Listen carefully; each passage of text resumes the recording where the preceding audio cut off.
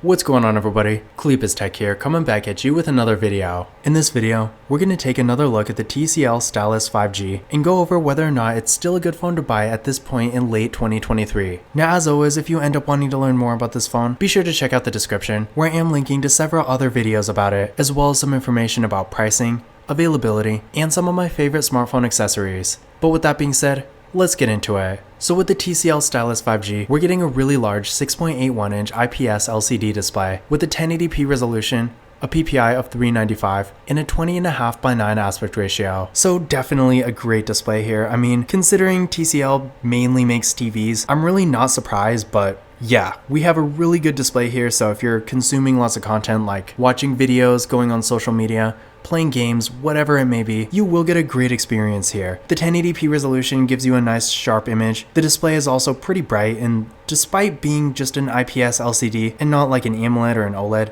the viewing angles are really good, so even if you're outside in the sun or in some kind of bright room or something, the phone is still going to be pretty easy to see. And of course, at 6.81 inches, this is a really large display, so for most people, this will be a good thing. But keep in mind, if you are someone who typically doesn't like having a bulky phone, then you might not like this, because I can't imagine it being kind of uncomfortable to put in certain pockets and stuff. So definitely keep in mind, if you want something a bit more compact, this might not be the phone for you. But I feel like for most people, having a large display like this will be a good thing. Now for storage, with the TCL Stylus 5G, we're getting 128GB of internal storage with microSD card expansion, so definitely plenty of storage here. For the average user, you're probably not going to need more than this, and even if you're a bit more of a power user, you should probably be okay. I know there are people out there who typically use up 128 pretty quickly, so in that case you might want to get something else that has 256. But considering this phone not only has a ton of internal storage, but it also supports microSD card expansion too, I want to say for the vast majority of people looking for an entry-level phone like this, the storage will be perfectly fine. For security features, with the TCL Stylus 5G, this phone does have Face Unlock and a fingerprint scanner right here on the power key, so definitely a great spot for a fingerprint scanner.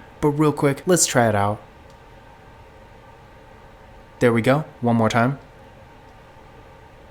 And there we go. So as you can see, real fast and responsive, no issues at all. And again, remember, this phone does have Face Unlock too, so if you want to use that instead, you always can. Now taking a look at the camera setup here, with the TCL Stylus 5G, up front, we got a real nice looking hole punch design for the selfie camera. I really like this look, and this camera is 13 megapixels. Then on the back, we got a quad camera setup, with a 50 megapixel main camera, a 5 megapixel ultra wide camera, a 2 megapixel macro camera, and a 2 megapixel depth sensing camera. So definitely a great camera setup here. I like that we're getting both an ultra wide camera and a macro camera, so if you're taking lots of pictures and you prefer to have a wider variety of features, this phone will be a great choice for you. And in addition to having plenty of features, the actual photo quality is really good too. To give you an idea of what it can do, here's some pictures taken with the TCL Stylus 5G. So yeah, I do think for what it is, this phone does take some really nice photos. So whether you're taking pictures for your own memories, maybe something like Instagram, sending photos to friends and family, or even something like Snapchat, regardless, I do think this phone will get the job done for most people. And it really goes to show you don't have to go spend $1,000 to get a phone that takes nice pictures, because something like this goes for like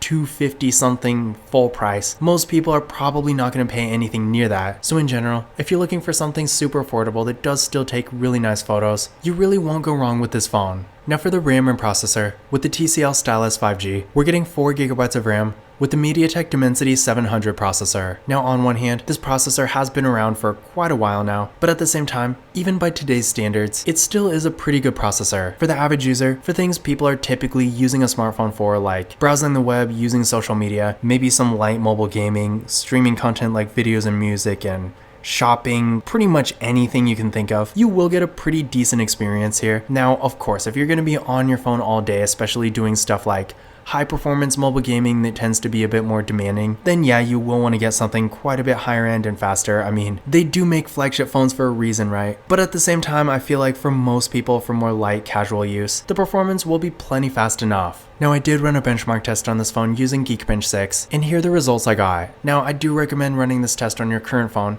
and then comparing your results to these, and that'll give you a better idea of where this phone stands performance-wise compared to your current device. Because of course, depending on what you're coming from, it may or may not actually be an upgrade. But I imagine for most people looking for a mid-range phone like this, as long as your expectations aren't super high, most people will be happy with it. Now for the battery, with the TCL Stylus 5G, on one hand it's not really bad, but with a 4000 mAh battery supporting 18 watt fast charging, it's definitely not the best either. Especially with a phone like this, I mean, it's not a super high-end phone or anything, but it's not really that low-end either. I would consider it to be kind of right on the border between low-end phones and a mid-range phone. So considering this, I want to say most similar devices are going to have a 5000 mAh battery. At this point in late 2023, while we still are seeing some really low-end phones that have like a 4000 or something, for a phone like this I feel like 5000 is still really more of a standard. So what this means is, on one hand, if the battery is really important to you, then you might want to get something else because you can definitely do better. But on the other hand, I feel like it's really not that bad. I mean, in my experience, what we're at like 46% right now, I've had this phone sitting out for honestly days now. Granted, it wasn't doing anything, so most phones can handle that, but still, I mean, it's definitely not the worst battery out there. So for most people, you're probably not going to have to charge it until the end of the day anyway. But if you are in a situation where maybe you're traveling a lot, using your phone really heavily and stuff, and you just want the best battery life you can get, then keep in mind, despite it really not being that bad, you can still do better. Now for the software, this is another drawback with this phone because unfortunately, as of right now, the TCL Stylus 5G still only has Android 12, which I feel like at this point it's probably not going to get Android 13, but considering we are on Android 14, it wouldn't really make the biggest difference now. So just keep in mind, if you do really want the latest software, you will want to get something else because, of course, this phone is getting a bit more outdated now, but at the same time, I know a lot of people just really don't care about the software, and if we just ignore that, I mean, with everything else, it is really a great phone. So if you're really just getting something for more basic activities anyway, and you don't really care that much, then it will be perfectly fine.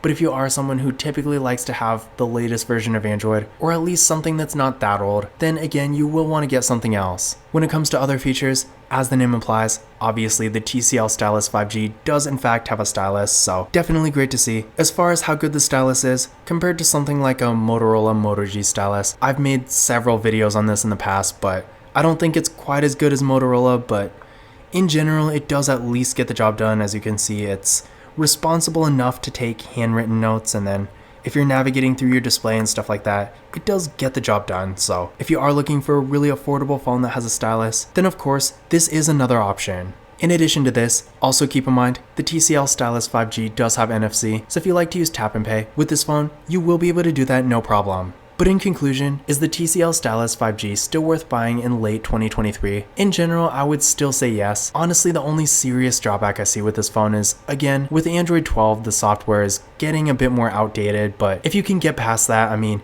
it has a great display, a really nice camera, pretty good performance, plenty of storage, and then features like NFC and a stylus. I guess the battery is another drawback, but in my opinion, I really don't consider it to be that bad, so that one is a bit more subjective. But in general, if you're looking for a really affordable 5G phone, especially if you're looking for a great display for consuming content, I do think even at this point in late 2023, the TCL Stylus 5G is definitely still worth considering. Now once again, if you want to learn more about this phone, definitely check out the description, where I am linking to several other videos about it, as well as some information about pricing, availability, and some of my favorite smartphone accessories. But that's it for this video. If you enjoyed it and found it useful, be sure to give it a thumbs up and hit that subscribe button. Don't forget to follow Kalipus Tech on Twitter and Instagram. And as always, I will see you in the next video.